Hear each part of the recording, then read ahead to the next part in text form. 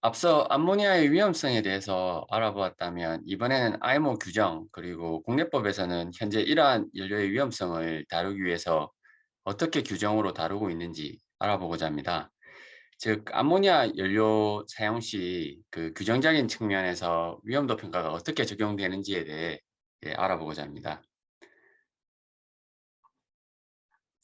먼저 현재 각광받고 있는 대체 연료들은 저희 납점 연료들입니다. 그래서 이러한 저희 납점 연료에 관한 IMO 규정에서의 그 위험도 평가 적용에 대한 그 플로우 차트를 한번 준비를 해봤습니다. 먼저 인하점이 60도 미만인지에 따라서 저희 납점 연료인지 여부가 결정되게 되고, 이러한 연료를 사용한 선박은 IGF 코드 적용을 받게 됩니다. 그 다음은 코드 내 세부 요건이 개발되었는지 또는 잠정 지침서 개발이 되었는지입니다. 두 가지 모두 개발되지 않은 경우에는 지난 시간에 언급드린 그 대체 설계 접근을 통해서 그 위험도 평가를 적용해야 합니다. 현 시점에서 암모니아 연료 사용은 여기에 해당한다고 볼 수도 있습니다. 코드의 요건과 잠정 지침서 개발의 차이점에 대해서 잠시 설명을 드리자면, 지금까지 IMO에서 저인화점 연료 규정 개발 과정들을 보면 선박의 그 적용 실적이 상대적으로 부족한 상태에서 먼저 잠정 지침서를 개발해 왔습니다.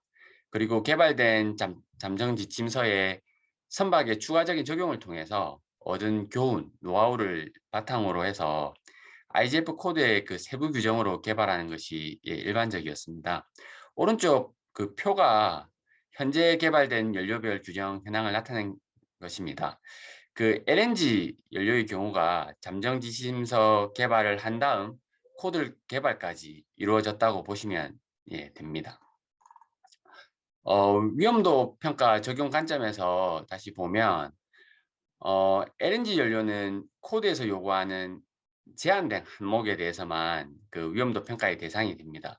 그리고 잠정 지침서에 따라 위험도 평가를 적용하는 경우에는 지침서에서 규정하는 위험도 평가 해당 요건을 반드시 확인해야 합니다. 가령 연료전지의 경우 그 새로운 그 컨셉의 연료전지들에 대해서만 그 위험도 평가를 수행해야 한다고 지침서에서 언급하고 있어서 제한적으로 위험도 평가를 적용하면 되고, 그리고 메탄올, 에탄올 연료의 경우에는 전체적으로 위험도 평가를 전반적으로 요구하고 있습니다.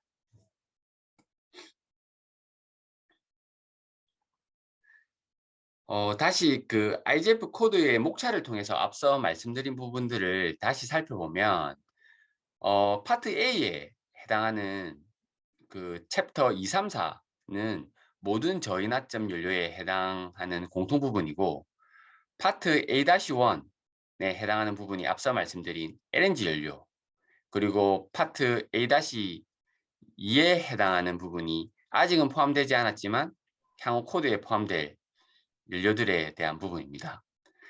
공통사항에 해당하는 챕터 2.3에서 다루는 그 대체 설계 요건은 다음 슬라이드에서 좀 더 알아보기로 하고, 4.2 위험도 평가 요건을 보면 기본적으로 저인화점 연료 사용 시에 위험도 평가 수행이 필요하다고 언급하고 있고, 내추럴 가스 그러니까 LNG 연료로 사용하는 경우에는 다음과 같은 그 일부 항목에 대해서만 위험도 평가를 수행하는 것으로 제한하고 있습니다.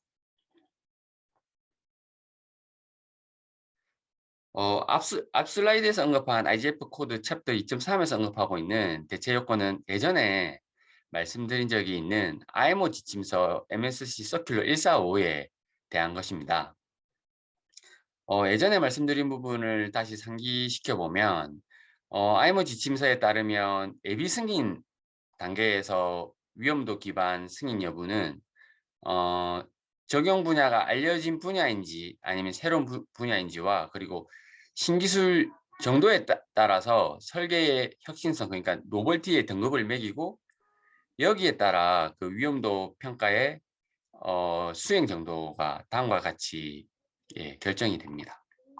암모니아 연료 역시 그 국제 운항하는 선박에 적용을 하려고 하면 현재로서는 이러한 과정을 거쳐야 합니다.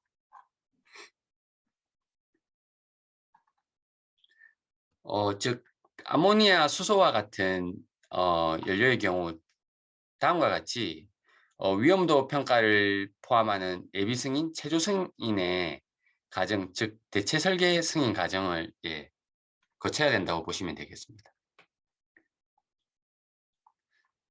다시 암모니아 연료로 돌아와서 위험도 평가 적용 부분을 말씀을 드리면, 먼저 암모니아가 저인화점 연료인지부터 결정을 해야 합니다.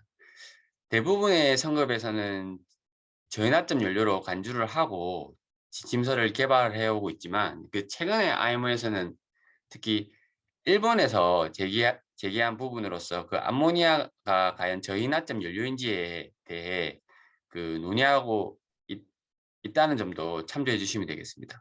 근데 여기서는 저인화점 연료 그리고 IGF 코드 적용 대상인 것으로 간주하고 설명을 드리도록 하겠습니다. 암모니아 기반 연료 전지를 예를 들면, 현재 연료 전지 잠정 지침서가 내년 MSC 105차 회의에서 승인 예정에 있습니다.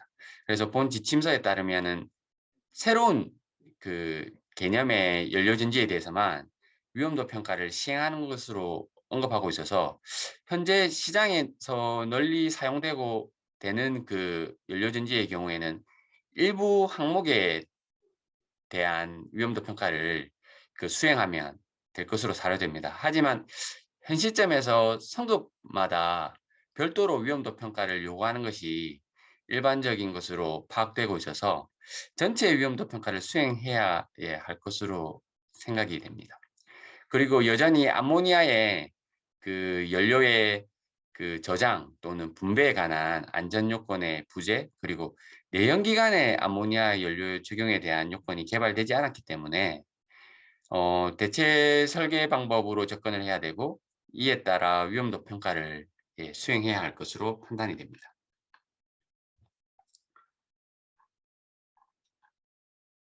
조금 전 말씀드린 것에 이어서 연료전지 잠정 지침서가 다루고 있는 규정은, 여기서 말하는 퓨얼셀 파워 인스톨레이션이라고 하는 용어를 사용하고 있는 퓨얼셀의 계질과 관련된 시스템과, 그리고 퓨얼 스택을 포함한 전력을 생산하는 부분들의 안전 요건을 다루고 있습니다. 이 다음은 지침서에서 위험도 평가에 대한 요건 중 일부를 나타낸 것입니다. 즉, 새로운 개념의 연료전지에 대해서만 위험도 평가를 요구하고 있습니다. 하지만 잠정 지침서에서는 왼쪽 그림에 해당하는 암모니아의 벙커링, 그리고 저장, 그리고 퓨얼셀까지 분배하는 과정에 있어서의 암모니아의 위험성에 대해서는 다루고 있지 않습니다. 그래서 이러한 부분들에 대해서는 대체 설계 방법으로 접근을 해야 되고, 그에 따라서 위험도 평가를 수행해야 될 것으로 판단이 됩니다.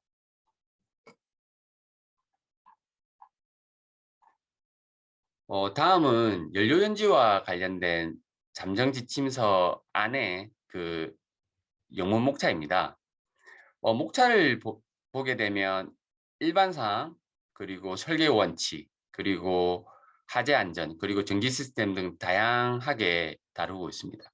근데 개발된 규정에서 어떤 안전 개념을 가지고 연료전지 사용의 위험성을 최소화하고 있는지, 이를 이해하게 되면 나중에 위험도 평가 수행 시 위험도를 낮추기 위한 세이프티 메저를 제안할 때 많은 도움이 되기 때문에, 잠정 지침서에서 실제 어떤 내용을 다루는지 다음 슬라이드에서 간단히 살펴보도록 하겠습니다.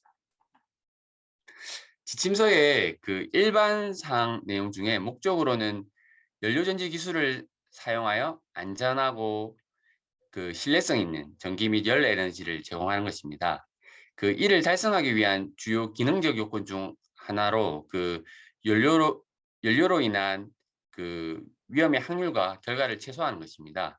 이를 위해서는 시스템 배치와 설계 관점에서 누설을 대비한 통풍과, 그리고 감지, 그리고 안전 조치를 강조하고 있습니다.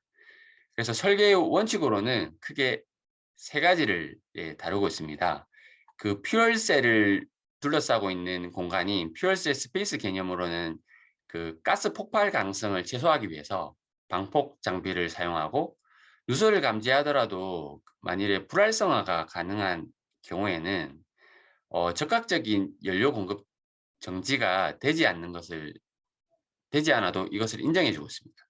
그리고 기기의 배치와 접근 측면에서 기본적으로 자동 운전과 그리고 모니터링 장치를 요구하고 있고, 그리고 인명보호 또는 화재 발생 가능성을 줄이기 위해서 퓨얼셀 스페이스 배치를 거주구 그리고 업무구역 그리고 기관실 외에 배치하도록 규정하고 있습니다. 그리고 통풍 관점에서 가급적 개방 갑판에서 출입이 허용 가능하도록 하고 있고, 이것이 불가한 경우에는 그 에어락이라고 하는 별도의 공간을 거쳐 출입하도록 할 수 있도록 요구하고 있습니다.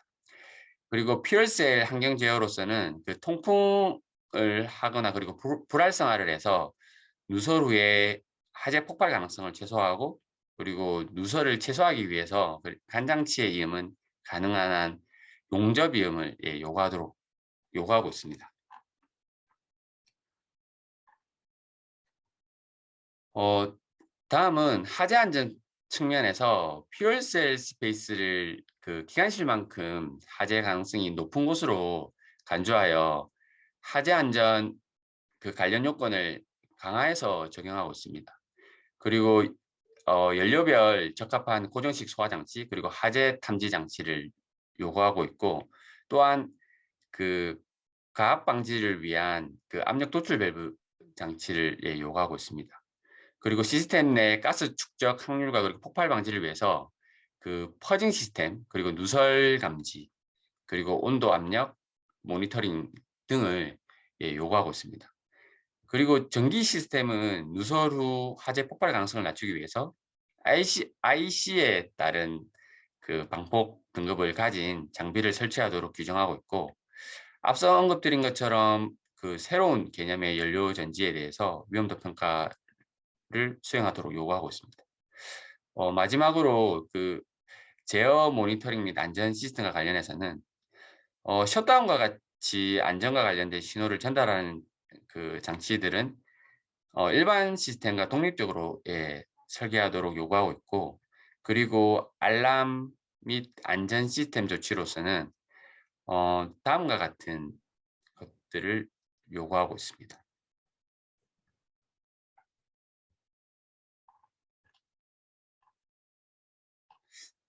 하지만 그 실제 본 케이스식 선박은 IMO 규정이 아닌 그 국내법 적용 대상일 것입니다. 그래서 본 슬라이드에서는 국내 기준 개발 과정과 현재 사항을 나타낸 것입니다. 현재 LNG의 경우에서만 국내법이 사실 준비된 상황입니다. 그래서 초창기 사례를 보면 먼저 IMO에서 규정이 개발되면 성급에서 그 규칙을 반영을 하고 그 다음 국내법으로 도입이 되었습니다. 물론 일부 성급에서는 먼저 지침을 개발한 후 그리고 IMO 규정으로 개발되는 경우도 있습니다. 하지만 최근 저희가 그 LPG 경우를 보면 먼저 한국 성급에서 먼저 관련 지침서를 개발하였고, 이를 근거로 저희 대한민국은 IMO에 LPG 규정을 개발할 것을 제안하였습니다. 그리고 현재 논의 중에 있고, 이러한 상황에서 그 해양수산부에서는 한국 성급 지침을 그 선박안전법을 적용받는 LPG 운반선에서 LPG 연료를 적용할 수 있도록 그 이 지침을 국내법으로 허용을 하였습니다. 그리고 암모니아 연료의 경우를 보면 여러 성급에서 지금 지침서안이 개발된 상황입니다. 하지만 아직 국내에서 공조된 경우가 없어서 아직까지 국내법 도입에 대한 구체적인 논의는 없었던 것으로 보입니다. 그리고 연료전지는 IMO 지침이 현재 그 승인 예정에 있고, 성급마다 또 별도의 규정을 가지고 있지만 국내 법에 대한 규정은 현재 부재한 상황입니다. 마지막으로 저희 국내법에서 대체 설계 개념을 어떻게 다루고 있는지 한번 살펴보겠습니다. 먼저 선박안전법 26조에 따르면은 선박 시설은 그 해양수산부 장관이 정하는 그 고시안은 그 선박 시설 기준에 적합해야 한다고 되어 있고, 여기에서 IGF 코드에 해당하는 저인화점 연료 추진 선박 기준이 있습니다. 여기에 제4조에 언급하고 있는 그 특수한 선박 및 설비에 대한 특례가 그 어떻게 보면 IMO에서의 그 대체 설계와 비슷한 조항입니다.